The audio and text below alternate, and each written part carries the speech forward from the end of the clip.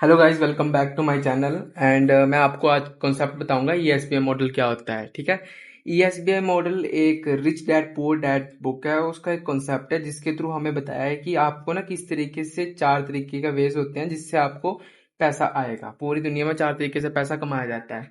ठीक है। सबसे पहले आता है एम्प्लॉय। अब एम्प्लॉय मीन्स आगे वाले मैं कॉन्सेप्ट बताऊंगा आपको। Self employ, S for self employ, and B for business, and I for investment. मैंने सबसे पहले आपको बताता हूँ एम्प्लॉय क्या होता है। अब एम्प्लॉय मीन्स कि कोई भी पर्सन है, वो किसी के अंडर काम कर रहा है और उसकी मंथली इनकम है 30,000। ठीक है। कोई भी पर्सन है, अगर वो कोई कंपनी में है या कहीं कोई काम कर रहा है, कहीं पे उसकी मंथली इनकम बात करें 30,000 उसकी महीने की इनकम है। तो अगर मुझे बताओ, अगर वो 10 दिन काम करने के लिए या 15 दिन काम करने के लिए नहीं गया, वर्क पे नहीं गया, तो उसकी सैलरी 30,000 ही होगी? नहीं, उसकी सैलरी 15,000 कम हो जाएगी। मतलब उसमें ये होता है कि उसको 15 दिन के पैसे ही मिलेंगे, तो मतलब उसकी सैलरी होगी 15,000, मतलब उसकी सैलरी कट हो जाएगी। इसमें ये होता है कि जितना आप टाइम निकालोगे ना, time is equal to money. जितना आप टाइम दोगे उतना आपको पैसा मिलेगा। ओके। सेकंड एग्जांपल आता है आपके पास, सेल्फ एम्प्लॉय।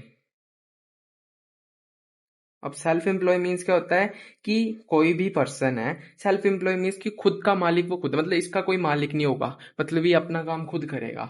जैसे अब एम्प्लॉय के अंडर कोई काम करता हो, एम्प्लॉय किसी के अंडर काम करता हो, उसको कोई बॉस होगा। पर सेल्फ एम्प्लॉय में ऐसा कुछ नहीं होता। पर सेल्फ एम्प्लॉय मीन्स ये होता है कि कोई भी पर्सन है, जैसे फॉर एग्जाम्पल उसकी कोई शॉप है। ठीक है। जितने दिन वो शॉप खोलेगा, उसमें मान लो उसने 10 दिन शॉप खोली और 20 दिन शॉप नहीं खोली महीने में। ठीक है। तो उसको सिर्फ 10 दिन के ही पैसे आएंगे, उसको 20 दिन के पैसे नहीं आएंगे। ठीक है। तो इसमें ये होता है, इसमें टाइम तो होता है, मतलब time is equal to money, तो same as that the best employ की तरह ही है। पर इसमें मेन ये बात होती है कि इसमें आपका कोई बॉस नहीं होता। पर इसमें ये होता है कि जितना दिन वो काम करेगा उतने दिन उसको पैसे मिलेंगे, और इसमें एक लिमिटेड सोर्स ऑफ इनकम होती है। जैसे फॉर एग्जाम्पल मैं एक एग्जाम्पल देता हूँ आपको, एक डेंटिस्ट का एग्जाम्पल देता हूँ मैं। अब डेंटिस्ट का एग्जाम्पल है, देखो एक डेंटिस्ट होता है। ठीक है। उसकी कैपेसिटी मान लो, उसकी कैपेसिटी है 10 पेशेंट्स को या 10 पीपल को वो एक दिन में हैंडल कर सकता है, मतलब एक दिन में उसको समझा सकता है, बता सकता है किस तरीके से क्या प्रॉब्लम है ना। अगर मान लो उसके पास 20 या 30 पर्सन एक बार आ गए, 30 पीपल एक बार आ गए। ठीक है। 30 पीपल से एक बार आ गए, तो वो 20 बचे हैं, वो मतलब 20 से उसकी ज्यादा कैपेसिटी है ना, तो वो उतना हैंडल नहीं कर पाएगा। मतलब उसके पास सिर्फ 10 पर्सन की ही कैपेसिटी है कि वो एक दिन में 10 पर्सन को हैंडल कर सकता है। तो इसमें ये होता है कि इसका कोई बॉस नहीं होता। पर इसमें ये होता है कि इसमें सिर्फ थोड़ा सा इनकम सोर्स, मतलब थोड़ा सा आप एक लिमिटेड सोर्स ऑफ इनकम तक ही कमा सकते हैं। ठीक है। सो अगला हमारा एग्जाम्पल है, व्हाट इज बिजनेस ओनर। ठीक है। बिजनेस क्या होता है, देखो बिजनेस ओनर मीन्स कि कोई भी पर्सन है, उसका एक ऑटोमेटेड सिस्टम है, मतलब उसके अंडर कोई पर्सन काम कर रहा है। जैसे फॉर एग्जांपल ए पर्सन है कोई, उसके अंडर कोई 10 पर्सन है काम कर रहे। ठीक है। ये कोई काम कर रहा है, यहाँ पे कोई काम कर रहा है, यहाँ पे। जैसे फॉर एग्जांपल मैं एक एग्जांपल देता हूँ आपको। एक पर्सन है, उसके अंडर कोई 9 पर्सन काम कर रहे हैं उसके अंडर, और 10 एक वो खुद ओनर है। ठीक है। तो उस मान लो एक पर्सन की कैपेसिटी है 8 घंटे काम करने की। ठीक है। तो अब जो 9 पर्सन है और वो खुद है, वो हर पर्सन 8 8 घंटे काम करेगा। तो 80 घंटे का काम वो एक बार में ही कर देगा, मतलब एक दिन में 80 घंटे का काम हो जाएगा। ठीक है। जो नॉर्मल पर्सन है, मैं से फॉर एग्जांपल, जैसे मैंने एग्जांपल दिया आपको, एक सेल्फ एम्प्लॉय का एग्जांपल दिया था कि डेंटिस्ट है, उसकी उसकी कैपेसिटी सिर्फ 10 पर्सन को हैंडल करने की है। पर जो पर वो ज्यादा उसकी कैपेसिटी नहीं कर सकता, वो मतलब 20 पर्सन उसके पास आके तो वो नहीं कर पाएगा।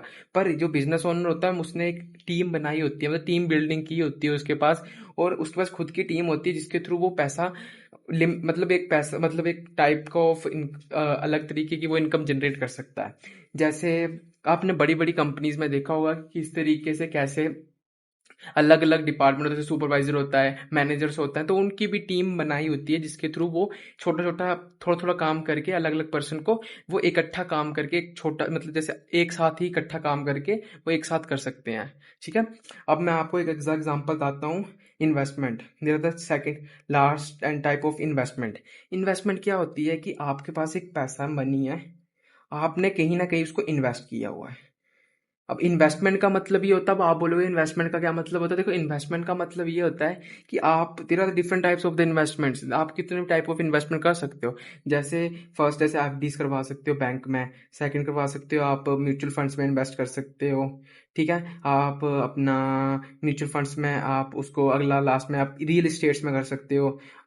फिर उसके बाद आप गोल्ड खरीद सकते हो, सिल्वर खरीद सकते हो, वो आप पे डिपेंड है क्या कर रहे हो आप। ठीक है। जो तो there are the types of the investment, काफ़ी टाइप्स के अलग अलग तरीके की इन्वेस्टमेंट होती है। तो आपको मैं छोटी सी इन्वेस्टमेंट बताइए किस तरीके से क्या इन्वेस्टमेंट होती है। सो आप में इसमें ये होता है कि जितना आप पैसा लगाओगे उतना आपको एक मतलब जैसे फॉर एग्जांपल कोई पर्सन है, उसने 10 लाख रुपया इस साल से 2026 में उसने 10 लाख रुपया लगाया। वो थोड़े अमाउंट के बाद जैसे 10-15 साल के बाद उसकी वैल्यू इंक्रीज होगी और वो इन्फ्लेशन को बीट कर गया। अब इन्फ्लेशन क्या होता है वो आगे वाली वीडियोस में बताऊंगा। इन्फ्लेशन मीन महंगाई को बीट करेगी, जो धीरे धीरे वो एक अच्छी खासी ग्रोथ कर सकता है generate. So there are the 4 types of the income से जो हमारा इंडिया का मतलब इंडिया की बात करता हूँ मैं, बाकी स्टेट नहीं, इंडिया की। जो 95% पीपल हैं, 90% 95% पीपल्स जो यहाँ पे काम करते हैं, और सिर्फ यहाँ पे 5% ऑफ इनकम पैसा है, सिर्फ मनी यहाँ पे सिर्फ 5% है। ठीक है। और जो यहाँ पे है बिजनेस और इन्वेस्टमेंट, यहाँ पे 5% पीपल्स हैं और 95% पैसा है, मतलब मनी। अगर आपको मेरी वीडियो अच्छी लगी हो तो लाइक कमेंट एंड शेयर करें। एंड मैं आने वाली वीडियोस में आगे मैं आपको बताऊंगा कि आप किस तरीके से कैसे इन्वेस्टमेंट कर सकते हो, अपने गोल्ड्स और सिल्वर्स में कैसे इन्वेस्ट कर सकते हो, अलग अलग टाइप्स ऑफ मैं आपको इन्वेस्टमेंट बताऊंगा। सो अगर मेरी वीडियो अच्छी लगी हो आपको तो like comment share and please subscribe my channel. Thank you so much.